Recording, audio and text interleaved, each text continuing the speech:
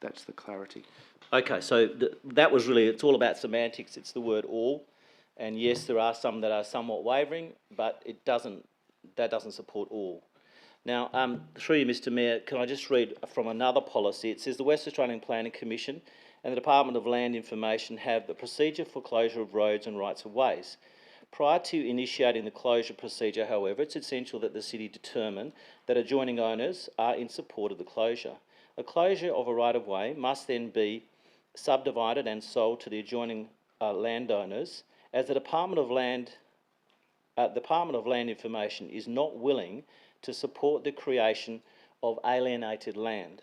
So my question through you to the officers is, if we close a section of this right-of-way, so that's the bottom section of 29022, do we, the city, then create a situation of alienated land? I can probably answer that. No, because it's in private ownership already, Mr Littleton. Yeah, look, to clarify, we don't actually own the right of way, so it is a right of way that's in private ownership. It has not yet been acquired by the state and therefore vested in the care, control and management of the city. The proposal in front of council is that the rights the easement rights that are provided to the three properties, 25, 23 and 21, are extinguished in exchange for the gifting of the remainder of the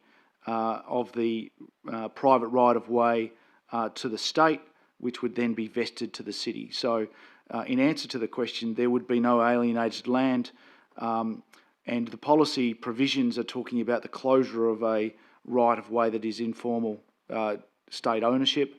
The difference here is that it's in private ownership, and the proposed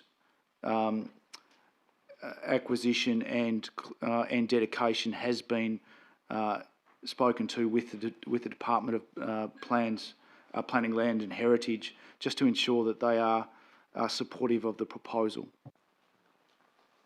Okay, thank you. So further to that question, the blocks, and they're listed on one of the maps, I think it was 26 and 25, they're at the end that back onto this section of right-of-way that we're going to close.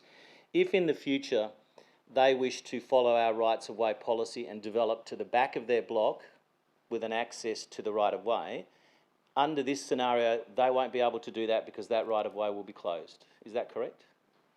Yes, that's correct. So in they essence, that's my concern. That's another one of my concerns. That when we talk about alienation, this is exactly what I believe we're doing.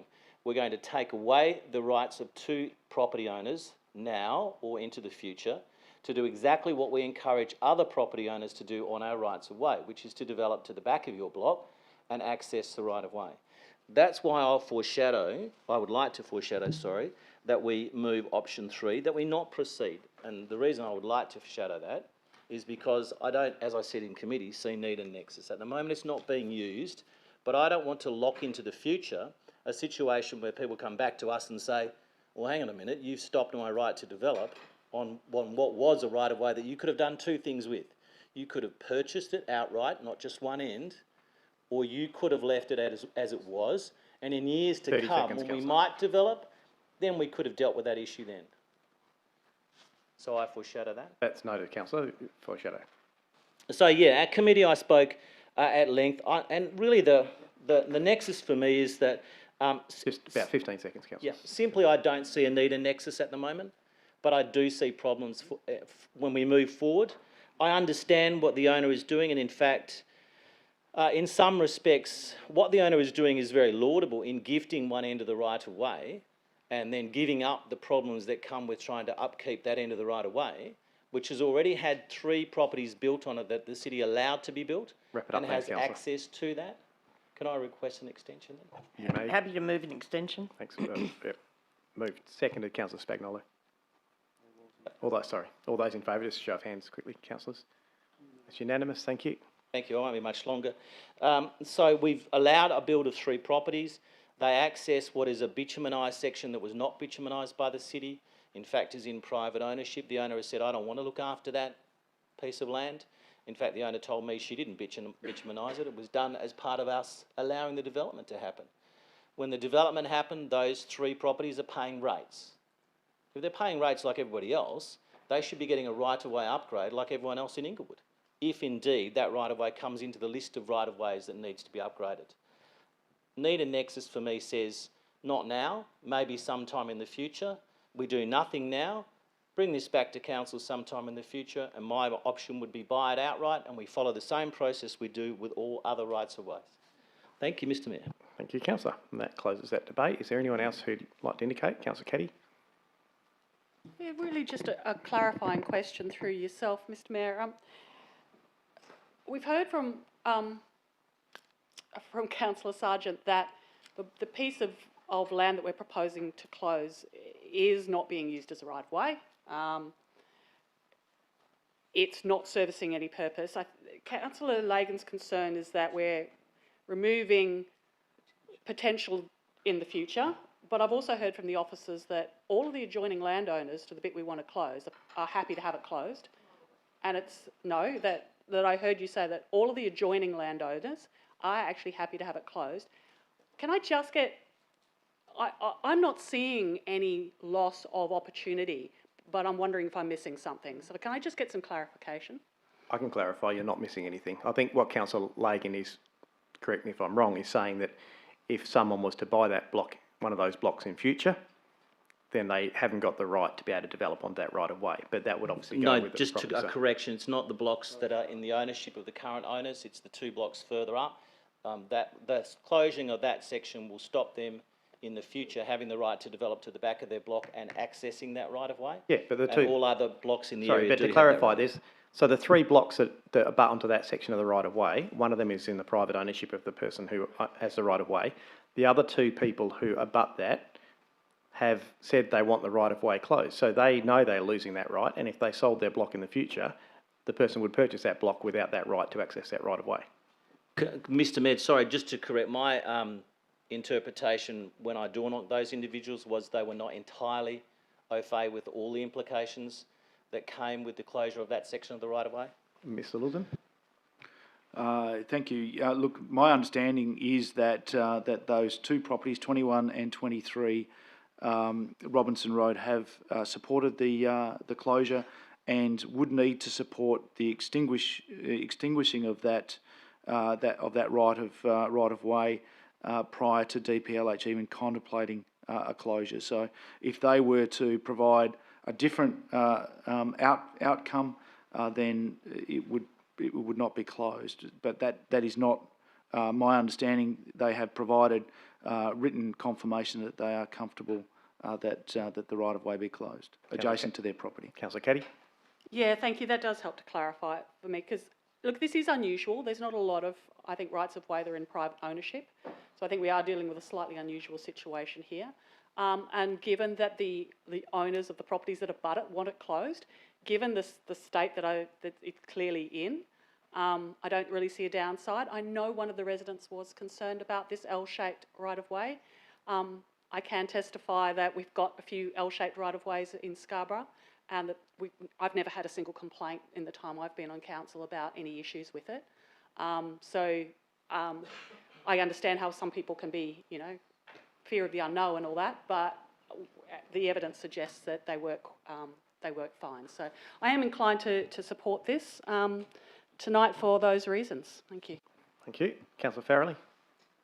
I'd probably have to have a different viewpoint to that because I lived in Doubleview and they were at one stage wanting to close all the rights away in Doubleview, and they were council or Crown land, I should say, and so the owners got the right to purchase.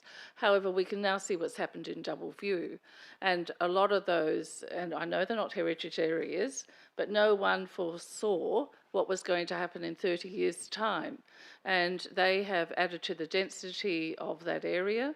I'm quite sure that as time goes on, where density becomes people want to build with a bit of land, rights away will become one of those opportunities for people to live in a quieter street and also for them to have a bit of land if they have families. And we need to be aware of that not everyone wants to go high-rise, and they do want to be near established facilities and schools, etc. So I think that does need to be taken into consideration, and possibly purchasing the whole thing or keeping it in an opportunity to purchase for a later date. Thank you. Thank you, Councillor. Is there anyone else who'd like to debate this? If not, I'll go to Councillor Sargent to close debate. Thank you, Mr. Mayor. I actually don't have much else to add from most of the questions around the room were asked and answered adequately. All I would be doing is repeating, so I will close debate, Mr. Mayor. Perfect. Thank you. So we have got the motion on the table. Move Councillor Sargent, seconded Councillor Migdal, noting that if this is lost, Councillor Lagan has foreshadowed option 3. I'll put that to the vote, councillors.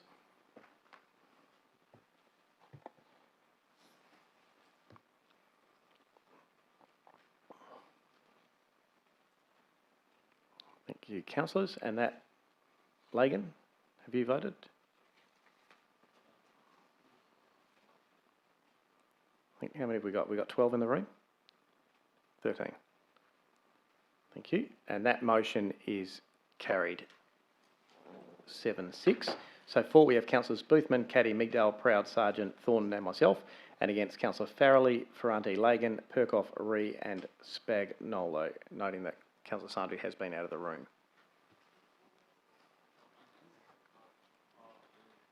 Right, councillors, we have been going for over 2 hours. With your indulgence, I will adjourn for a couple of minutes for a comfort break for yourselves and possibly myself.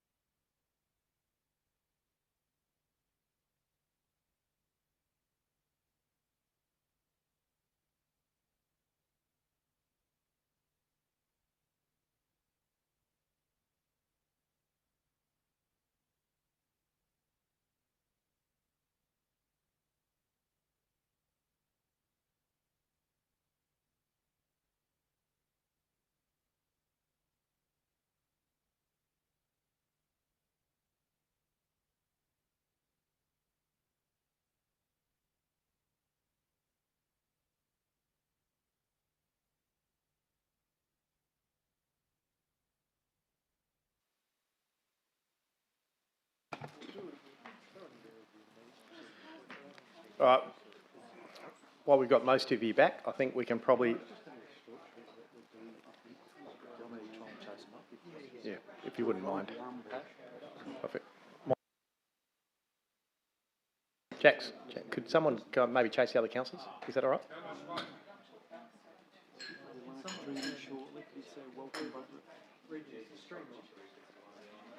Hi, councillors. We're back on live streaming. Councillors, we are just searching for the other two councillors to come back.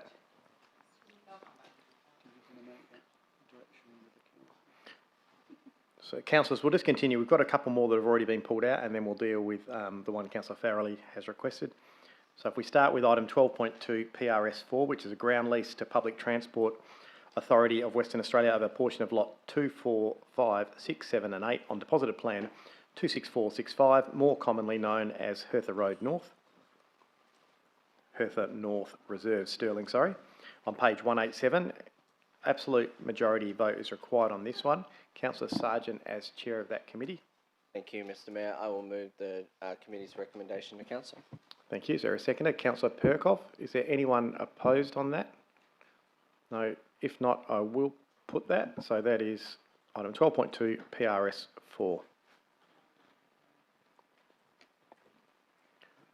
Okay. Thank you, councillors. And that is carried with councillors Boothman, Caddy, Farrelly, Lagan, Perkov, Ree, Sargent, Spagnolo, Thornton, myself, 4. Councillor Ferrante is against that, and Councillor Migdale is out of the chamber, and so is Councillor Proud. That's still an absolute? Yep, that is carried. We're going to item 12.2 PRS 6, which is a car parking agreement with Woolworths Group Proprietary Limited on Grindelwood Drive, Balcatta. Councillor Sandry has a financial interest, so we'll ask her to leave the room. And Councillor Ferrante will also leave the room. Councillor Proud and Councillor Migdale have returned. It's like Parliament. It's exciting, isn't it? We need a whip.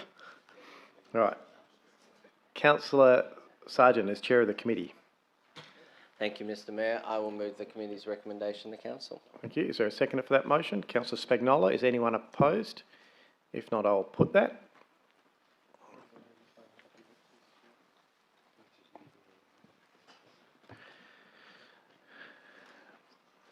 Thank you, councillors, and that is unanimous. We can pause and ask the two councillors to come back in.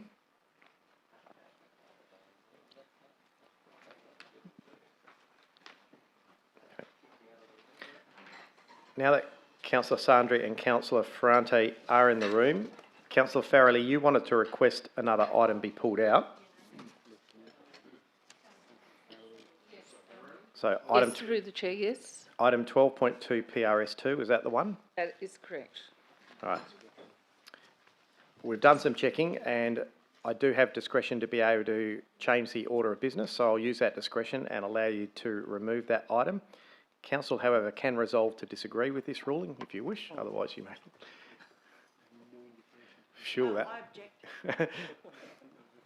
I think, yeah, I think you're okay with this one, Councillor Farrelly. So we'll now go up to item 12.2 PRS2, terms of reference and appointment of the Strategic Property Advisory Group on page 160. You need to sit down though, Councillor. And Councillor Sargent as chair of the committee. You have the chair. Councillor Farrelly, sorry. One of those ones I'm cringing about again, Mr Mayor. I will move the committee's recommendation. Thank you. And is there a seconder for the committee's recommendation? Councillor Migdale, is there anyone opposed? Councillor Farrelly? Do you want to chair this, Councillor Perkov, or are you right if I do it? Yeah. Councillor Caddy? Councillor Sargent. Thank you, Mr Mayor. This was quite an interesting one that came to committee. One of the issues with the Strategic Property Advisory Group was the idea behind this now, Mr Mayor, is to try and keep the group small. Whereas in the past, we've had what started out with a committee, which all councillors on it, and then moved over to a working group because the committee wasn't really working out. And one of the reasons why the committee system wasn't actually working out was we, as councillors, have very different views on what the city should do with its land, what the city should do with investments. And when we all meet as a group, I sometimes walk out of those meetings thinking, I don't think the officers are any of the wiser now than when they first went in there about what the direction of council actually is. So we've tried all councils on an actual strategic property committee, and that generally didn't work. We've tried all councillors on a working group, and that also generally didn't work. What the officers are trying to seek here is what they can bring to council that will possibly get through council. And by having a select group of people here, Mr. Mayor, it gives a taste of the opinion of council to the officers. Now, that doesn't preclude that any of the investments and strategic property around the City of Stirling won't still come back to our Community Resource Committee and subsequently council for councillors to actually debate. But it does give the officers a little bit of direction with a small group that perhaps they can bring to them and go, look, we're thinking of buying XYZ. What do you guys think about that? And they can give their opinions, and it's not actually wasting the officers' time if they progress something down the line a few months to committees and councils and we end up saying no to it, which is what has happened in the past. Now, the reason I actually cringe a little bit was at committee, every councillor wanted to be back on this property committee again. And there were several ideas. Perhaps we break it into wards, just let councillors decide if they want to be on the committee. But that's leading it back to the issues we had in the past. When you stack up this working group with too many councillors, the officers are generally going to leave those meetings going, well, I still haven't got too much direction. So what I will ask, Mr. Mayor, if it does get a bit messy or some councillors do want to stick their hand up to be an additional F and G and so on after the 5 councillors are on the board here, Mr. Mayor, we go to a ballot and allow that the 5 most voted councillors to be on this, and we maximise this as a 5 councillor working group. I'll leave with that, Mr. Mayor. Let's see how we go. Councillor Mcdale. Thank you, Mr. Mayor. I feel that this is an excellent way to go. I think that we have so far over the last perhaps year missed out on opportunities because of the format of our committee. We need to progress and work in a more agile way to arrive at the most timely considered results. However, it is not without concern for the fact that we do not have all wards represented here.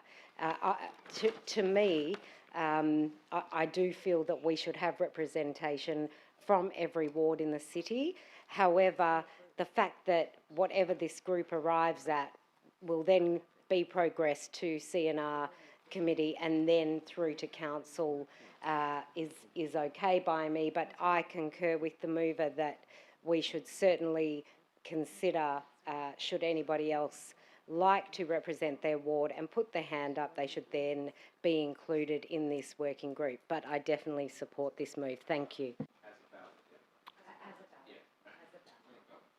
All right. So, well, either way, you two moved and seconded this one. So let's go to Councillor Farrelly. Thank you very much, Mr. Mayor, and through you as the chair. I listened to Miss Councillor Sargent talking about the committee system has not been working out. We need something new. There's been a lack of compromise, that there doesn't seem to be real direction given to the city officers in which they can undertake further research in a direction which the council will then act on quickly, and it will all be passed and everything will be sweet. As a new councillor, I'm now in a year nearly into the role, as other fellow councillors who are elected at the same time I was last year. And we have, and I don't disagree, we have possibly not been as able to participate in council decision making on external committees, and this is an opportunity in which we can become far more cognizant of what is part of the decision making process of the city's property and investments. I do believe that you should have an opportunity given to all councillors, and I don't think the ballot's going to necessarily do so, to have real accountability and transparency. The ballot will be based on who is expected, as previously. Now we've got something in front of us which is the members of the Tamala Park group, and there's a presumption there that the knowledge, because it's a property group, is going to be the ones that will have the most understanding of property. That might be a commendable decision if you're looking at people who have come from nowhere, but I believe that there's a number of us who may also have an interest in property and investments, and particularly what is the rationale for what is occurring in the city for which we now represent our communities. Therefore, we seem to, when you know people, you tend to be more comfortable with them and their opinions, but I think we should be open up to all councillors now. You have got to know a few more of us. However, it is a bit of a risk, I understand. You actually have to put trust in our opinion. However, I don't think you need to go to a ballot. What I'm going to say, thank you, I'll close with saying is that, if I can find where I wrote it. Sorry, I'll just stop you though. Before you do close, once you finish that, if you want to foreshadow another motion, you should do it then. Do I do it? Can I do that now? Do it before you close. All right, well, I am going to foreshadow.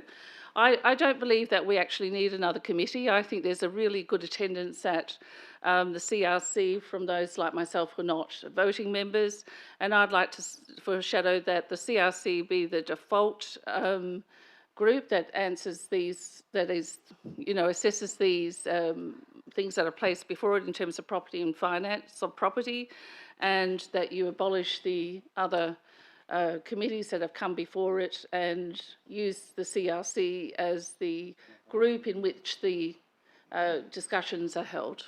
Thank you.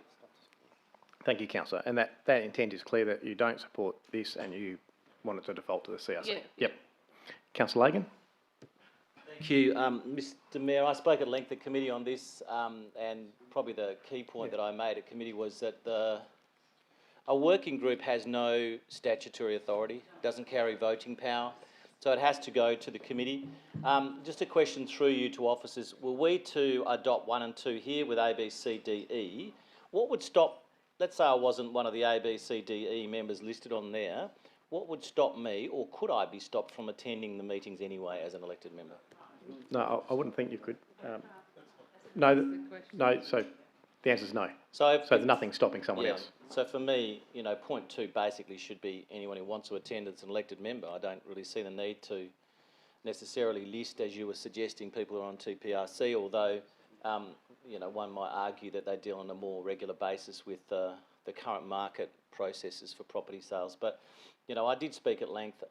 My belief is that all elected members were elected by their community to represent their community on all council matters, and that therefore nobody should be excluded in any way, shape or form from working groups or from speaking at committee and attending committee or council. And we know that is the case. These don't have a lot of teeth. This is just a discussion group, essentially.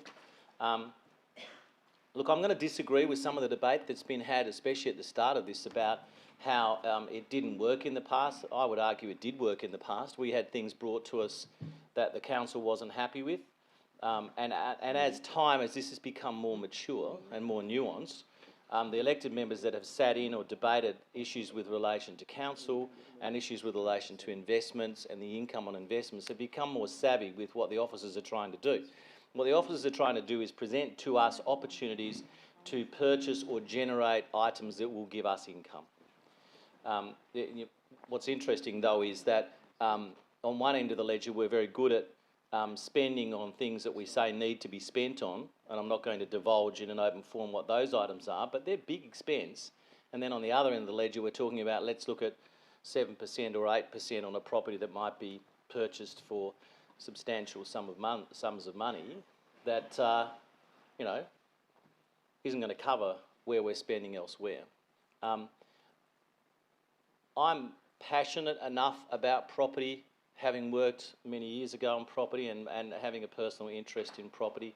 I agree with what the officers are trying to do, but as I said at committee, all elected members should be able to be part of this. Putting it to a ballot just closes it down, and then the answer to the question was you could still attend anyway, so what's the ballot doing? You either have this and have the talk forum, which then goes to committee, or you don't have it at all. I think Councillor Farrelly's suggesting that, and it goes straight to committee and can have the same debate anyway. I think the intent of the motion from the officers was to give us an opportunity to flesh out what was presented to us in a way that maybe allowed us to come to a decision before we went to committee and not have a convoluted debate from committee to council. So I'm happy enough with that as it is, but under debate, especially from last Tuesday and even tonight, you know, it appears to me that maybe the right process would be just have this go to committee and deal with it there, and that anybody can attend, or the right process is we have this and everyone's attending. So, thank you. Thank you, Councillor. Councillor Sandri. I do have Spagnolo and Boothman after that. Thank you, Mr. Mayor. Look, I obviously am not a voting member at committee, and I did make some comments there. So I didn't actually formally agree to my name being up there. And if the mover and seconder would agree, the removal of my name and the replacement with Councillor Farrelly. Mover and seconder, do you agree with that? Happy to agree with that. Seconder, Councillor Migdale, happy with that? Yep.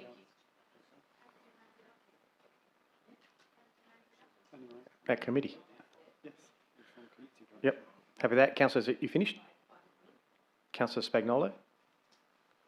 Thank you, Mr. Mayor. Mr. Mayor, look, I'm not really sure what the fuss is all about tonight.